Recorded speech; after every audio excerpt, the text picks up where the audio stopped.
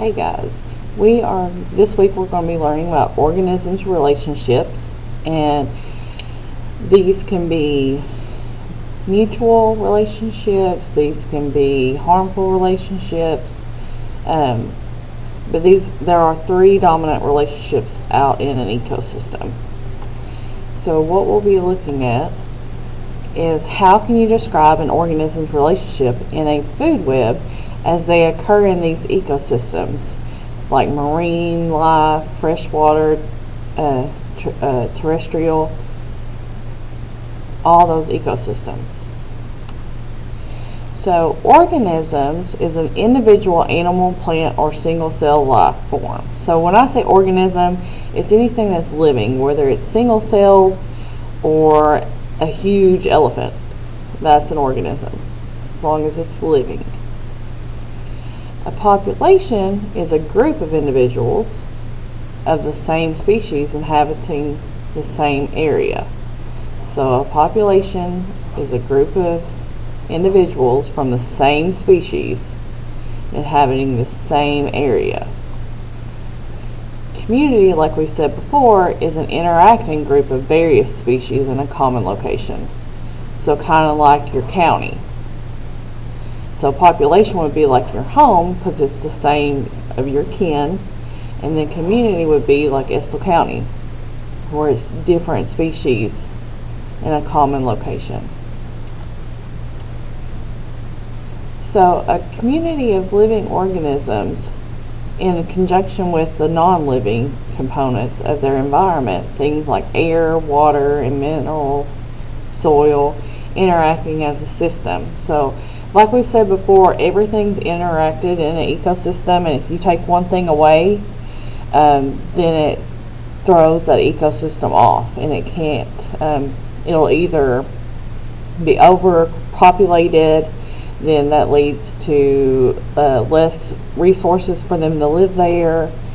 So eventually you would either add what's missing back to the ecosystem, or that ecosystem would have those animals and different things either die off or migrate somewhere else so that it can replenish itself over time.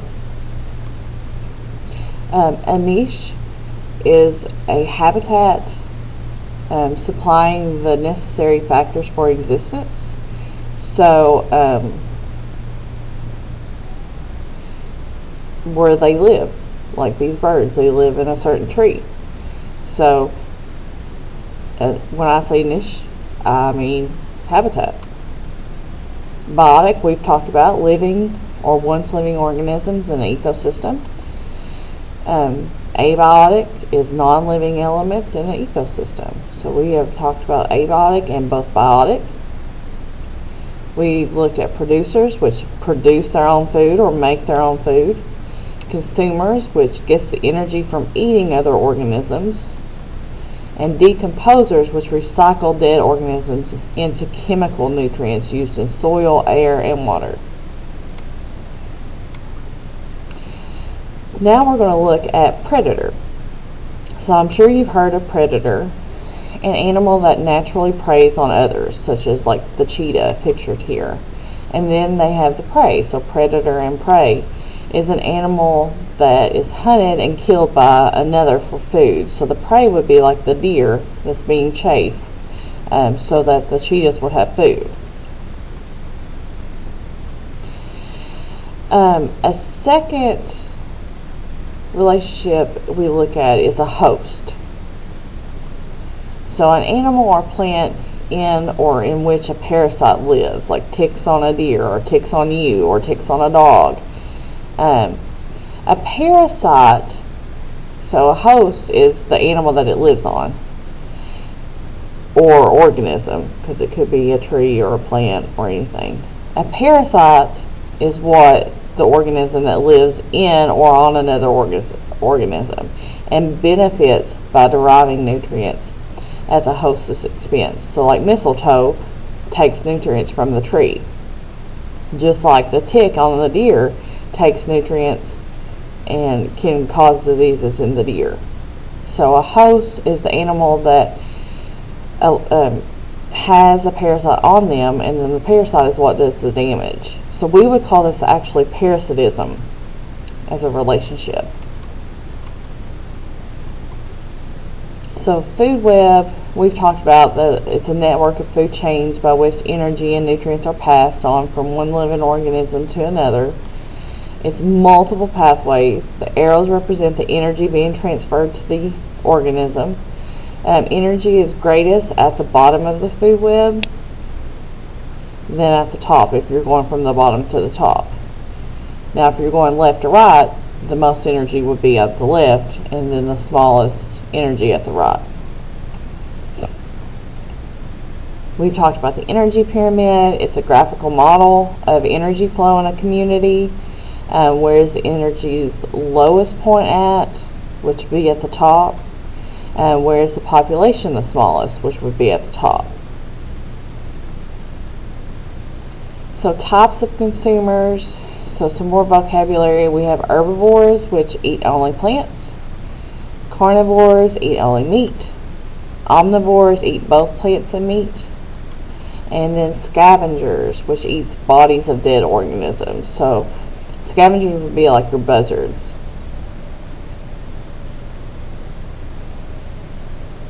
A marine food web would look like this. An ecosystem in saltwater. Algae and plankton are producers, so they produce their own food. Then corals are classified as animals, because they're living things.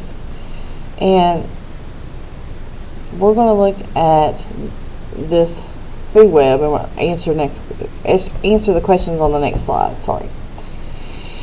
So how many organisms are omnivores? Well, if you look at the omnivores, that means they eat both plants and meat. Which ones would you think?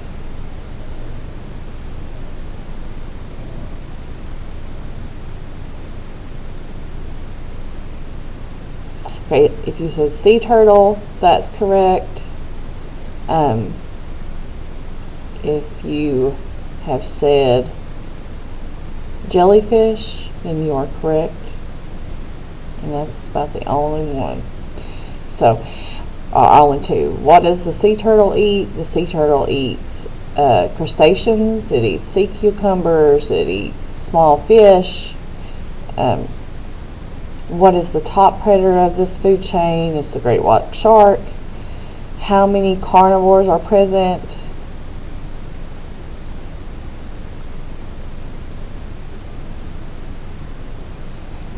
Three. It would be the great white shark, killer whale, and large fish. And what do jellyfish eat? They eat plankton and small fish. So terrestrial ecosystems is an ecosystem on land. It's plantain and berries are the producers. So plant life and berries. The titmouse is a bird. And we're going to look at the questions on the next slide. So what does the titmouse eat? Which is the type of bird here in the center. And it eats berries. And that's about it. Well, it eats berries and ladybugs, my bad. How many predators are there? Well, predators are usually the frog, the dragonfly, the snake, the the fox are all predators that would hunt. How many animals only eat producers? It would be the fly, the butterfly, the grasshopper, rabbit, mouse, titmouse. What is the relationship between the titmouse and the snake? It's predator and prey, because the snake preys on the bird. Who is the rabbit's prey for? The rabbit is prey for the fox and the buzzard. That's what eats rabbits. Then freshwater ecosystems is an ecosystem in the river, stream, or pond. This ecosystem also includes terrestrial land, so it's some land and some water. We'll look at the questions here. What does an osprey eat? So an osprey is the type of bird in the center, and it eats small fish and large fish. How many predators are there? So one, bald eagle, seabird, osprey, large fish, seal, and the northern harrier up there in the corner. So that's 5. How many animals only eat producers? We have the crayfish, we have the aquatic insects, and the rodents that eat producers. So that's 3. What is the relationship between the aquatic plant and the aquatic insect? Is that the aquatic insects eat the aquatic plant. So they would be consumers, and whereas the aquatic plant would be the producer. Who is the large fish prey for? So the large fish is prey for the seal, the osprey, and the bald eagle.